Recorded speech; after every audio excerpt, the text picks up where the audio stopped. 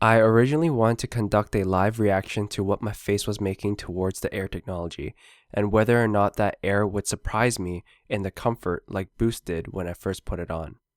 So I did the recording of me standing on the left side of the screen and my feet enlarged on the right. But the sound quality was a disaster. So instead of just me doing the live reaction, I gave up on editing the audio on that, and I'm just going to do a voiceover like this. And to answer to those who are interested, no, Air technology did not give me the jaw-dropping feeling that I felt with Boost technology. That being said, Alpha Bounce with Adidas technology is very, very similar to what the VaporMax had to offer. VaporMax felt just a little bit more responsive in terms of springiness and the feeling of the sole than the Alpha Bounce. Here are the 3 things I will cover without trying to be biased to the VaporMax technology. The first is looks, second is materials, and third is comfort. I just want to let you guys know before I start the unbiased, quote unquote unbiased review of the VaporMax that I am wearing the women's silhouette and not the men, but honestly, from all the pictures I can tell, they're exactly the same.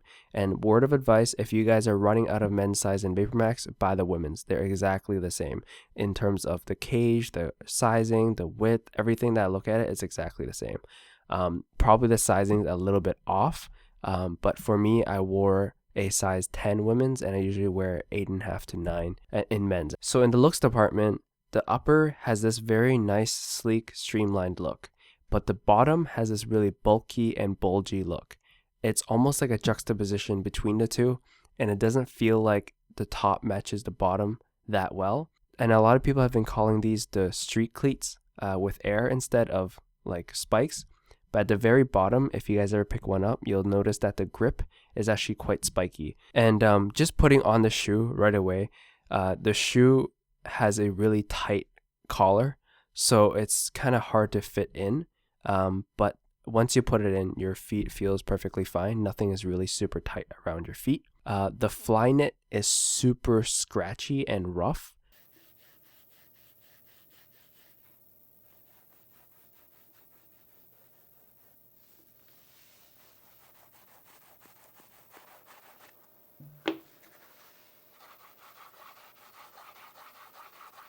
I don't know why.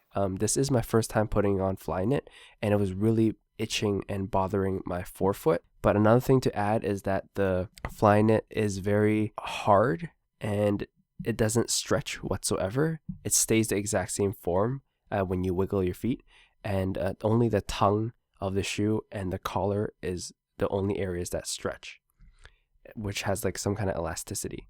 Onto the oblong shapes, the front looks like tiny little vending capsule balls, and they're kind of shiny, so it makes this futuristic look, almost like a futuristic plastic world look onto the shoe. Also, the last thing I want to mention is that in a lot of photos, even in this video, the plastic cage around the heel area and the toe box of the shoe looks very similar to the knit. But in person, the cage is very, very evident and it pops up as a darker tone than the Flyknit. I'm talking about that plastic dark tone that is near the heel side and on the toe box as well. At least in this colorway, the pure platinum colorway, it looks similar in photos, but in real life, you can tell that it's a darker cut in the shoe.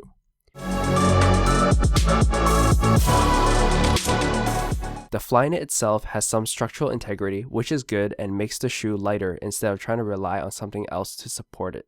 Because the Flyknit gives you structural integrity, it has a much rougher cloth. I personally prefer a soft texture on your forefoot, so it doesn't bother you when you're walking, but the Flyknit does kind of bother me even when I'm standing there. The bottom is made of a tough plastic that prevents the air bubbles from collapsing. But at the same time, I think the plastic has to be hard enough to support the person, making the comfort reliant on the plastic shell and the pressure of the air inside.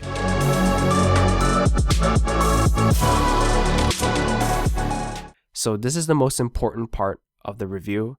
I'm trying to be unbiased as much as possible. This part is where we talk about on its own, is it comfortable? The Air technology doesn't sink in, which means your feet doesn't collapse while walking. And also means that you still feel this hard surface when you're standing there. The Air technology also rebounds your feet, so it's very bouncy and springy when you walk. you can definitely feel something pushing up against you instead of you putting pressure down. The air technology is only felt in the back half of the shoe, and the front has little to no difference in dampening or cushioning. It feels like it wasn't necessary at all to put air in the front. It's very hard because the plastic structure takes over the air and the air barely does anything. And it only exists in the back sole where you can feel the springy, bouncy feeling from the Air Max technology. So with those three categories, I tried to put a very unbiased review and perspective to the Air technology. But now is the time to bring in the head-to-head comparison between the Ultra Boost and the VaporMax, since for VaporMax, this is the pinnacle of their technology. Prime Knit is soft, stretchy, and comfy. Their knit has a much thicker gauge than the Flyknit does. Flyknit is rough and some parts are even hard. On this shoe, only the tongue and the collar is stretchy, so if you wiggle your toes on the Flyknit, it won't budge, but on Prime Knit, it's forgiving and allows your toes to move. The Ultra Boost shape has this very nice streamlined look throughout the whole shoe, but on the VaporMax, only the upper is streamlined and the bottom looks very bulky. It's almost an irony to design, or it almost looks like it's being juxtaposed. Now the Boost on the Ultra Boost is super absorbent but doesn't collapse due to the torsion plate, and it gives you this instant satisfaction once you put on the shoes and stand on it. But for the VaporMax, you don't really feel anything when you just put on the shoes and stand there. The bouncy and springy feeling, however, comes when you strike your heel onto the ground. As mentioned before, the VaporMax technology only gives you the springy or bouncy feeling in the heel part of the shoe, while the front of the shoe gives you no effect whatsoever. So to compare the VaporMax to the Ultra Boost, there is an instant satisfaction with the Ultra Boost in comfort with each step. The looks are streamlined and the Prime Knit is just unbeatable. Of course, this is a bias as hell review since I am a huge Adidas fan and all that they are doing in terms of innovation. But wait, I'm not saying that what Nike is doing isn't a good thing. Paying attention to comfort should always be a priority to any shoemaker. It only makes sense, function over form. But if you do both at the same time, function and form, what Adidas is doing, then you just kill the game. But I'm just saying that I like Boost Comfort here more. There are a lot of people who don't like the cushioning feeling. They would much rather have the structure within the midsole. So with people who choose Alpha Bounce, they only choose it because it's springy, bouncy, and doesn't sink your foot into the shoe. And the same thing is happening here with VaporMax. But VaporMax is more like an advanced Alpha Bounce. It's a little bit more bouncy when you strike your heel on the ground. So if you want, you should definitely give the VaporMax a try. For me, I'm definitely not keeping the VaporMax, and the VaporMax technology isn't for me. The comfort doesn't speak to me, and I'm just not enjoying the Flyknit. The Flyknit is very annoying and just rough on my forefoot. Anyways, I hope you guys got a real in-depth review of the VaporMax.